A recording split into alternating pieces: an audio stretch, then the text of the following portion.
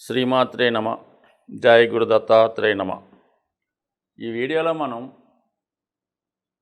July 1వ తారీఖు నుంచి డిసెంబర్ 31వ తారీఖు మధ్యలో జరిగే సుమారుగా ఒక అర్ధ సంవత్సర ఫలితాలు 2024లో రెండవ భాగం ఏ విధంగా జాతకుడికి ఉండబోతుంది. అయితే మనం జనవరి నుంచి జూన్ వరకు జరిగిపోయినటువంటి జాతకాన్ని వాటి యొక్క స్థితిగతుల్ని ఇంకొకసారి రివ్యూ చేసుకొని కనీసం జరిగిపోయినటువంటి పొరపాట్లు అవ్వచ్చు, లాభ నష్టాలు అవ్వచ్చు, ఈ రాబోయే అర్ధ సంవత్సరంలో సరిదిద్దుకునే విధంగా గ్రహాలు ఇస్తున్నటువంటి అవకాశాలు ఏ విధంగా ఉపయోగించుకోవాలి అన్నటువంటి ఉద్దేశంతో ఇది కేవలం ఒక రివ్యూ లాగా, ఒక రివిజన్ లాగా చెప్పడం జరుగుతుంది. రాబోయే జూలై నుంచి డిసెంబర్ మధ్యలో జరగబోయే అర్ధ సంవత్సర ఫలితాలు. మరి మేజర్గా ప్రథమ భాగం మనం చూసుకున్నప్పుడు ఇంచుమించుగా మనకి శని భగవానుడు, అలాగే గురు భగవానుడు మరి డైరెక్ట్ మోషన్లో ఉంటూ జాతకుడికి డైరెక్ట్గా ఫలితాలు ఇవ్వడం జరిగింది. మరి ఈ అర్ధ సంవత్సరంలో మనకి జూన్ 30వ తారీఖు నుంచి సరిగ్గా సెకండ్ హాఫ్ ప్రారంభం అవగానే మనకి శని భగవానుడు మనకి వక్ర గమనంలోకి రావడం జరుగుతుంది. అలాగే మనకి ఈ అక్టోబర్ 9వ తారీఖు నుంచి గురు భగవానుడు వక్ర గమనంలోకి చెందడం జరుగుతుంది. అయితే ఈ వక్ర గమనం చెందడం వల్ల మరి జాతకులకు వచ్చే ఉపయోగం ఏంటి, గ్రహాలకి ఏ విధమైనటువంటి స్వాతంత్రం వస్తుంది అన్న విషయాన్ని గమనిస్తే కన్యా రాశి వారికి జూలై టు డిసెంబర్ అర్ధ సంవత్సర ఫలితాలు కొంతవరకు జరిగిపోయినటువంటి 6 నెలల కన్నా ఇవి ఒక విధమైనటువంటి పరీక్షా సమయం లాంటివి. ప్రస్తుతం కన్యా రాశి వారికి మేజర్ గ్రహాలు శని, గురువు అనుకూలమైన స్థానాల్లో ఉండడం జరిగింది. శని భగవానుడు 6వ స్థానంలో ఉండడం వల్ల ఉద్యోగపరంగా చాలా అనుకూలంగా ఉన్నప్పటికీ కూడా మరి ఈ అర్ధ సంవత్సర ప్రారంభంలో జూన్ 30వ తారీఖు నుంచి వక్ర గమనంలోకి రావడం జరుగుతుంది. వక్ర గమనంలోకి రావడం అంటే ఇంచుమించుగా స్వతంత్రుడై 5వ భావ ఫలితాలు కూడా ఇవ్వడం జరుగుతుంది. అంటే గతంలో మీరు 5వ భావానికి సంబంధించినటువంటి ఏవైనా పొరపాట్లు చేసి ఉన్నా వాటిని సరిదిద్దే ప్రయత్నం చేయడం జరుగుతూ ఉంటుంది. అలాగే గతంలో మీకు ఏమైనా అవకాశాలు మిస్ అయి ఉన్నా తిరిగి వాటిని ఇచ్చే ప్రయత్నం కూడా శని భగవానుడు చేస్తాడు. అంటే శని ఈ కన్యా రాశి వారికి ఉపయోగపడే గ్రహం. అంటే రాష్ట్రాధిపతి బుధుడికి శని మిత్రగ్రహం అవుతూ ఉంటాడు. సో ఈ కారణం వల్ల కొంతవరకు జాతకుడిని క్రమశిక్షణలో పెట్టే ప్రయత్నం చేస్తాడు. 5వ భావంలో అంటే మనకి మీ ఆలోచన, మీ నిర్ణయాలు, మీ యొక్క టాలెంటు ఇవన్నీ కూడా 5వ భావం చెప్తాయి. ఒక విధంగా రాజ్యాభిషేకం, పట్టాభిషేకం, అలాగే మిమ్మల్ని అనుసరిస్తున్నటువంటి మీ అభిమానులు, మీ యొక్క సంతానం, ఈ అందరి విషయంలో కూడా మీరు ఒక విధమైనటువంటి నిరాశ పొందే అవకాశం ఉంది. పిల్లల విద్య విషయంలో కొంత నిరాశ కలిగే అవకాశం ఉంటుంది. ముఖ్యంగా పెళ్ళి సంబంధించిన విషయాలు, ప్రేమకు సంబంధించిన విషయాల్లో చాలా వరకు డిజపాయింట్మెంట్ వచ్చే అవకాశం ఉన్నది. కారణం ఏంటంటే 5వ స్థానం అనేది మనసుకు సంబంధించినది. మరి 5లో సాటర్న్ ఉండడం వల్ల ప్రేమించిన వాళ్ళు, మీరు ఎవరినైతే బాగా ఇష్టపడుతున్నారో అది ఎఫైర్ అవ్వచ్చు, ప్రేమ అవ్వచ్చు, మీ పిల్లలు అవ్వచ్చు, మీ బాగా ఆత్మీయులంటే స్నేహితులు అవ్వచ్చు, వాళ్ళకి ఏదో మంచి అవకాశం రావడం వల్ల వాళ్ళు మీ నుంచి దూరం వెళ్ళే అవకాశం ఉంటుంది. దీనివల్ల ఏంటంటే కొద్దిగా విరహతాపం, ఫెయిల్యూర్ వచ్చే అవకాశం ఉంది. అయితే 5లో ఉన్నటువంటి శని ఊరుకుంటాడు, సప్తమాన్ని చూస్తాడు. అక్కడ ఆల్రెడీ రాహు ఉన్నాడు.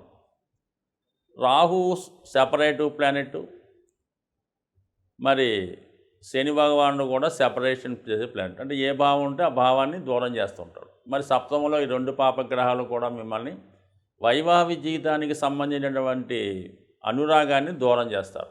అంటే ఏదన్నా వివాహం నిశ్చయమంటే వివాహం వాయిదా పడడం, ఆల్రెడీ వివాహం జరిగి ఉంటే భార్యాభర్తలకి ఎడబాటు రావడం జరుగుతుంది. అంటే భర్తకు చోట భార్యకు చోట ఉద్యోగం రావచ్చు. అయితే అక్కడ రాహు ఉన్నాడు కాబట్టి భార్యాభర్తల మధ్య ఎడబాటుకి ఎవరో ఒకరు ప్రయత్నం చేస్తూ ఉంటారు. అది వాళ్ళ బంధువులా, వీళ్ళ బంధువులా, వీళ్ళ తల్లిదండ్రుల, వాళ్ళ తల్లిదండ్రుల, కానీ మొత్తం మీద వేరే వాళ్ళ ఇన్వాల్వ్మెంట్ వద్ద భార్యాభర్తల మధ్య కొద్ది ఎడబాటు రావడం, చిన్న చిన్న సమస్యలు పెద్ద అయ్యే అవకాశం ఉంటుంది. కాబట్టి సాధ్యమైనంత వరకు మరి ఈ కన్యా రాశి లేదా కన్యా లగ్నం వారు వివాహ జీవితంలో చిన్న చిన్న సమస్యలు ఉంటే అవి ముఖాముఖి ఫేస్ టు ఫేస్ చర్చించుకొని చిన్న చిన్న వాటికి సర్దుకుపోవాలి తప్ప దాన్ని పెద్దది చేసుకుంటే కంపల్సరీగా అది సెపరేషన్కి వచ్చే అవకాశం ఉన్నది. ఇంచుమించుగా మనకి అక్టోబరు 9 తర్వాత ఒక విధంగా గురువు మీకు అష్టమ స్థానంలోకి ఇబ్బంది పెడతాడు. జూన్ 30 నుంచి ఇంచుమించుగా నవంబర్ 15 వరకు శని వక్ర గమనంలో ఉండి ఒక విధంగా ఇబ్బంది పెడతాడు. కాబట్టి వివాహ విషయంలో మాత్రం 100% రాజీ పడవలసిందే. అయితే ఒక విధంగా ఇది ఉద్యోగ సంబంధించిన విషయాల్లో కొంత డెవలప్మెంటు, అభివృద్ధి, ఒక పెద్ద సంస్థలో ఉద్యోగం రావడం ఇవి కూడా జరిగే అవకాశం ఉంది. అంటే సప్తమం ఎప్పుడు కూడా దశమానికి దశమ స్థానం. సో అందువల్ల అంటే సప్తమ భావంలో ఉన్నటువంటి ఫలితం అటు దశమ మీద వస్తాయి, అటు చతుర్థానికి చతుర్థం కాబట్టి వివాహ జీవితానికి కానీ సుఖమైన సంతోషం కానీ ఇబ్బంది పెడుతుంటాయి. ముఖ్యంగా మీరు ఈ రాబోయే 6 నెలల్లో షేర్ మార్కెట్టు, స్పెక్యులేషను, జోదం, ఆన్లైన్ గేమ్స్ జోన్కి ఎట్టి పరిస్థితుల్లో కూడా వెళ్ళవద్దు. గతంలో సంపాదించుకున్నది పోగొట్టుకునే అవకాశం ఉంటుంది.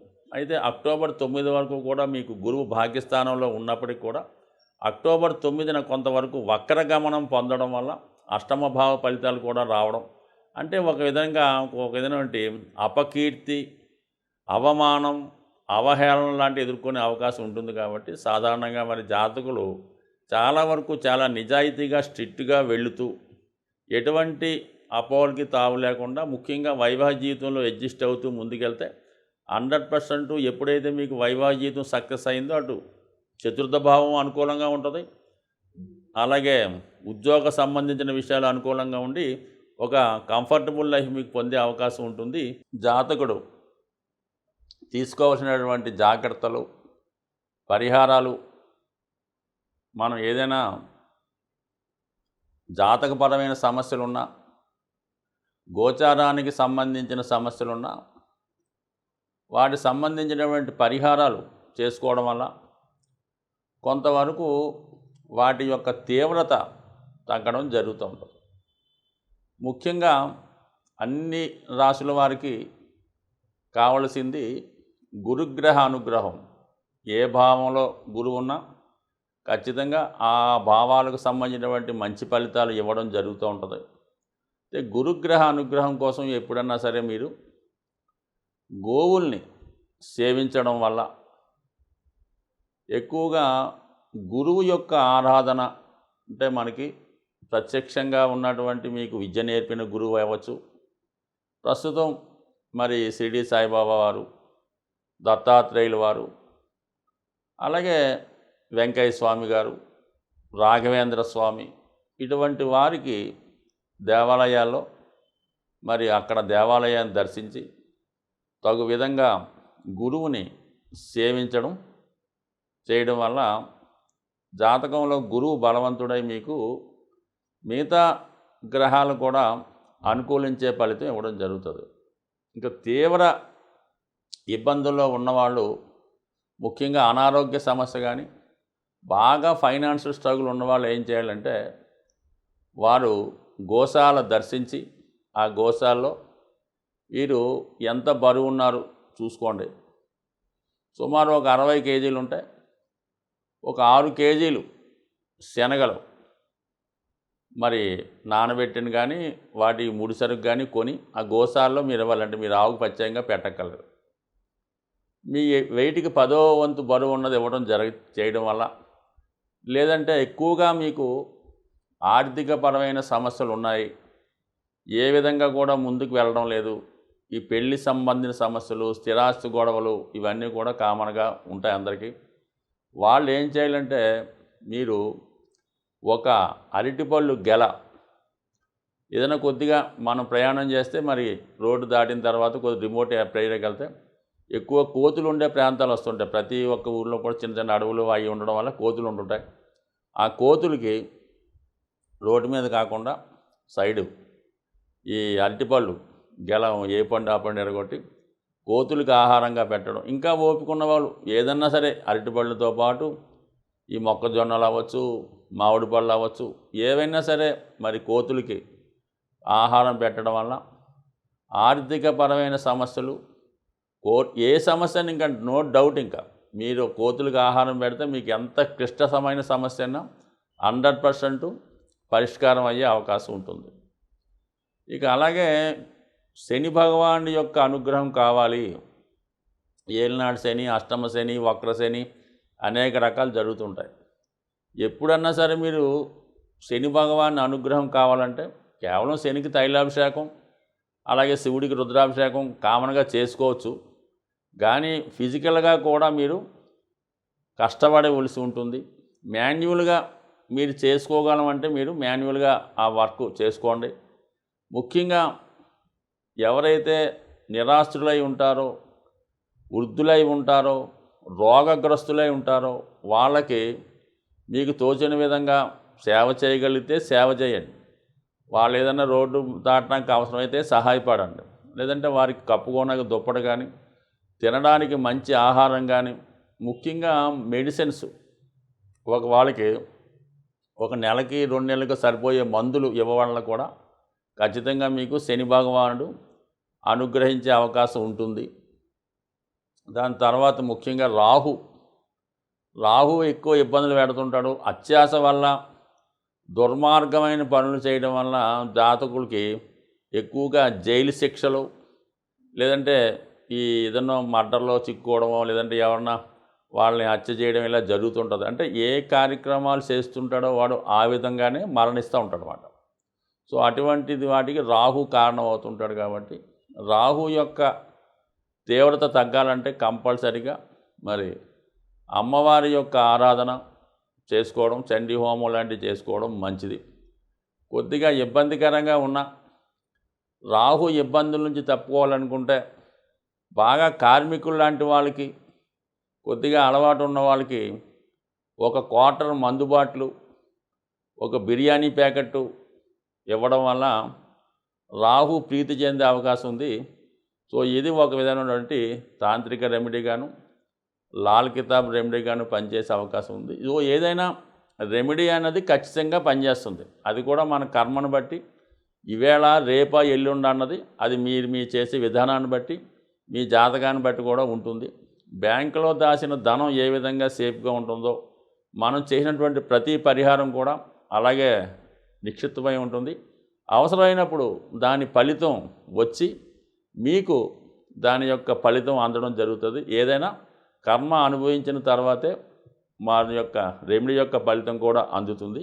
అయితే పెద్ద సమస్య చిన్న సమస్యతో పోయే అవకాశం ఉంటుంది. స్వస్తి.